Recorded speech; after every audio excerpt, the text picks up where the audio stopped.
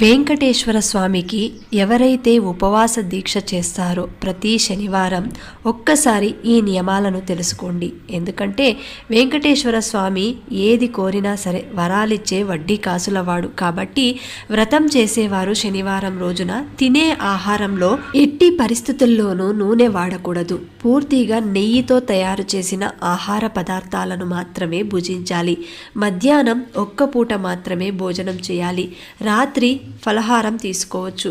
మద్యం, మాంసం లాంటివి తీసుకోకూడదు. బ్రహ్మచార్యం పాటించాలి. ఎవరైతే ఈ నియమాలను పాటిస్తూ 7 శనివారాల వ్రతాన్ని ఆచరిస్తారో వారి కోరిక తప్పకుండా ఫలిస్తుంది. ఇక ముడుపు ఎలా కట్టాలంటే, వ్రతం మొదలుపెట్టిన మొదటి రోజు ఒక పసుపు వస్త్రంలో 11 రూపాయలు దక్షిణ ముడుపు మూటలా కట్టి శ్రీనివాసుని పటం ముందు ఉంచి ఈ యొక్క సంకల్పం నెరవేరితే తిరుమలకు దర్శనానికి వస్తానని మొక్కుకోండి.